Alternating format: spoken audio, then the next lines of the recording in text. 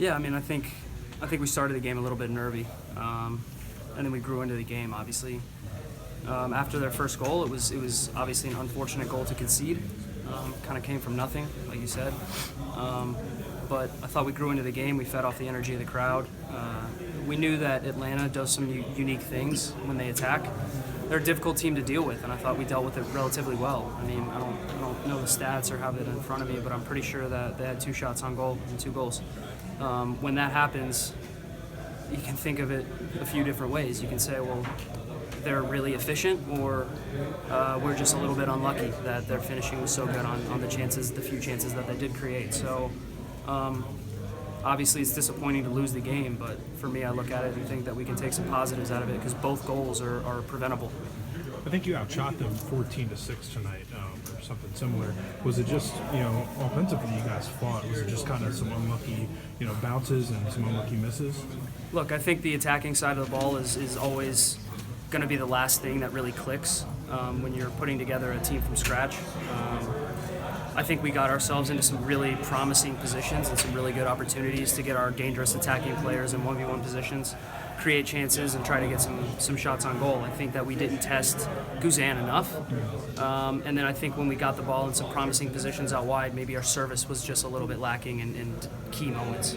And we talked about that. We talked that we're going to have to get better and we're going to have to get sharper. Defensively, felt solid, right? I mean, like I said, two shots on goal. One of them obviously is a world-class finish. A little bit of confusion on that one, but you take you lick your wounds and you move on. So I think we're going to be able to learn from it this week. We'll watch video, and I think we're going to keep growing as the season moves on. Did they explain anything about the non-offsides? Yeah, it was unfortunate. The assistant referee raised her flag, and a lot of us paused for a split second, expecting a call of offside, and she put her flag back down probably after 2 or 3 seconds, and then you're kind of like scrambling, like, oh crap, what's going on right now? And the ball bounces around, we clear it out, and look, Emerson Hinman has a fantastic goal, right? But I think maybe if we don't pause for 2 or 3 seconds, maybe we can eliminate that. So it's disappointing. It's a lesson to be learned for us because you have to play to the whistle. Did the ref explain why he disregarded? He explained that he was sorry that the flag went up. It was a mistake, but ultimately that the guy was in an offside position, but the ball came off of one of our defensive players, and so it negates the offside. Which, fair enough, still doesn't make it feel any better when the ball goes in the net. We have to learn from it. You guys put on a lot of pressure in the last 10 or 15 minutes. Did you feel like the equalizer was coming? We did. We felt like the equalizer was coming the entire second half. Quite honestly, I don't remember Joe having to make a save in the second half. I don't really remember them being that dangerous in the second half. And it's just disappointing that we got back in the game. We got ourselves back in the game at 1-1. And then to concede the second goal when I felt like we were just building a lot of momentum. We were feeding off the energy of the crowd. I mean, that was a punch to the gut. But we came back in the locker room at halftime. We regrouped. We made sure that we stayed positive and tried to bring energy to the second half. So, like I said, I think we were the team on top of the game in the second half. Atlanta won't care about that. They take 3 points and we don't take any. So ultimately, we can learn a lot from this game. That's all we can do. I'm really positive about a lot of the performances of the guys on the field, and I think we're going to go forward in a really positive direction here. So you guys are really energetic tonight. But do you think you guys showed enough in terms of your play to get them to come back? I hope so. The crowd was fantastic. They were the best part of the evening. I think everyone can see that. I mean, on a national stage, introducing Nashville to the world of MLS, they were top notch. We give them an A+. So I hope that they keep coming back out and supporting us, because if we get support like that every week, we're going to be really, really good at home, and I can promise them that. Carl got an A+. What do you give your team for the great game? I don't know yet. I'll have to go back and watch the video. It felt like we could have done a lot of things better, but it also felt like for the first game against a really good team in MLS for us that we tried to put our stamp on the game. So I won't give us a grade just yet. I'll make sure I watch the video, but I'm definitely going to be positive about the way that we played and the way that we performed, because other than the first 10 or 15 minutes where I think they showed their experience and their quality, I thought we were right in the game with them till the very end, and we're maybe a little bit unlucky not to get an equalizer. There's 12 touches for Badji in that first half and very little again in that second half. For someone who's pulling the strings, how do you get him more involved going forward, especially when you guys are talking about converting those chances that you guys are? Yeah, we have to have some more fluidity up top, and we have to have some more, I think, penetrating passes and movement in the midfield to be able to create our chances for our striker. And so, if we're going to have our strikers score goals, they need to be in the box, and we need to be creating chances for them. So it's a team-wide effort. It's not just one or two guys. It's all 11 of us on the field, trying to be a little bit sharper in the final third, trying to be a little bit more fluid in the attack. That's something that'll come with a little bit more time. I'll use Atlanta as an example. I mean, you can see how dangerous PT and Barco and Joseph are when they're in the final third, and how their movements are pretty choreographed and they know each other's tendencies. The only way to get there is to play with each other, and that takes a little bit of time. So I'm sure that it'll start to come together here sooner rather than later, but certainly, you want to start converting on some chances and get your strikers goals. You said you guys were a little nervy coming out. Were you prepared for a crowd that big? Absolutely. Yeah, we knew the crowd was going to do their job. We had heard all the rumors. Pulling into the stadium before the game was was amazing. There was tailgates going on, fans walking around everywhere, scarves everywhere. You could really feel the energy 2 hours before the game started. So we knew that it was going to be like that, but that doesn't change the fact that you're always going to have nerves, you're always going to have butterflies, no matter how that is, and that's on both sides of it. So as we grow into the season, I think we're going to start to form a little bit more of an identity. We're starting to be a little bit more sure of ourselves as we come out of the gates. And those first couple minutes of the game, obviously they had a lot of possession, but they weren't really hurting us any. The only time they hurt us was when we conceded that goal there, the first goal in the first half. So that was disappointing, but I thought we regrouped well, and we fed off the energy of the crowd, and hopefully they'll keep coming back and supporting us. You guys had a really great game today, but tell us about the next game you guys will be having. Yeah, if I'm not mistaken, we'll be away in Portland. Tough venue, fantastic crowd, fantastic place to play, and Portland's a really good team. So we'll start to focus more on Portland as the week moves on. Right now I'm just trying to process this game that we just played and make sure that when the new week starts, we'll be ready to go for Portland. Activity and the service that you got, especially after it seems like the confidence was kind of, the team was trying to fight back a little bit and create a little bit. Obviously, that left foot that you had kind of put it wide of the post. Were you at any way frustrated in that time or throughout the game in terms of the service that you had? I wouldn't say frustrated, but I know we could do better for sure. We showed it in practice, we showed it glimpses in the game. I think there were moments where we could have tried to make a play where we were kind of hesitant. We were hesitant tonight. But I know going forward, having discussed it at halftime, even at the end of the game, we know what my strengths are, and it'd be nice to have more opportunities to be able to really show what I can do about.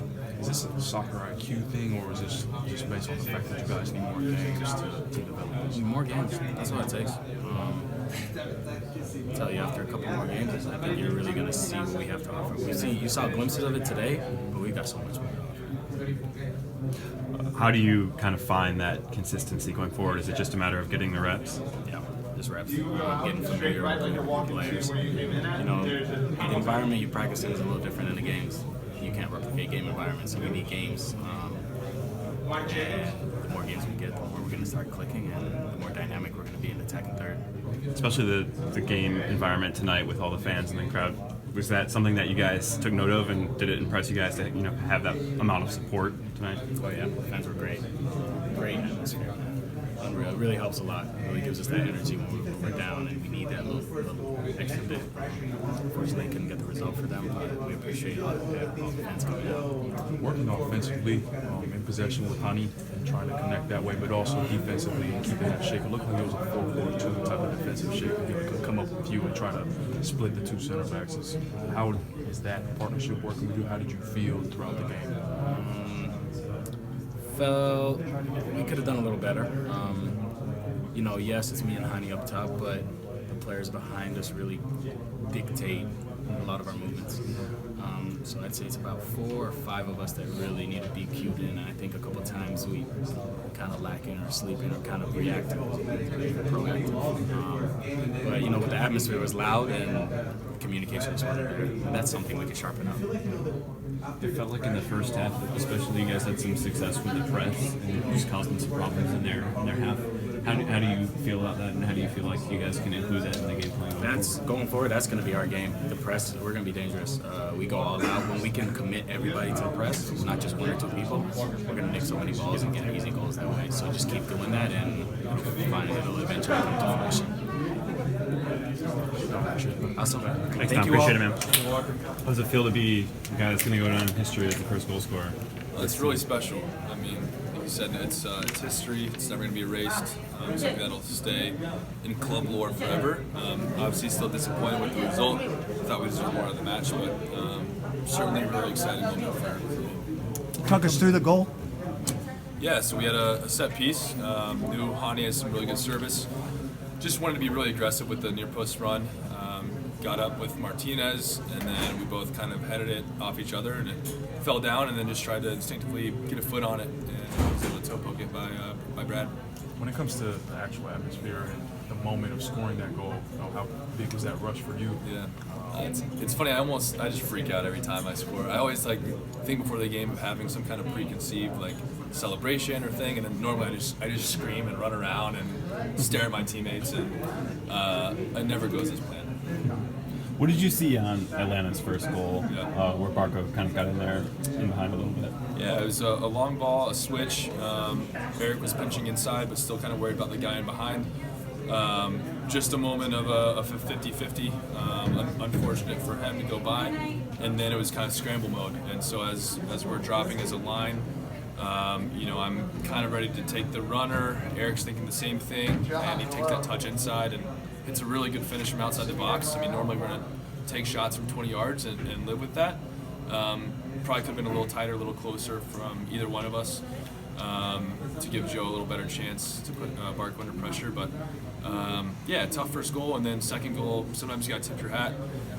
I know the thing with the linesman and the flag and all that, but I mean, we got to keep playing till the whistle blows, and I think even just immediate reactions.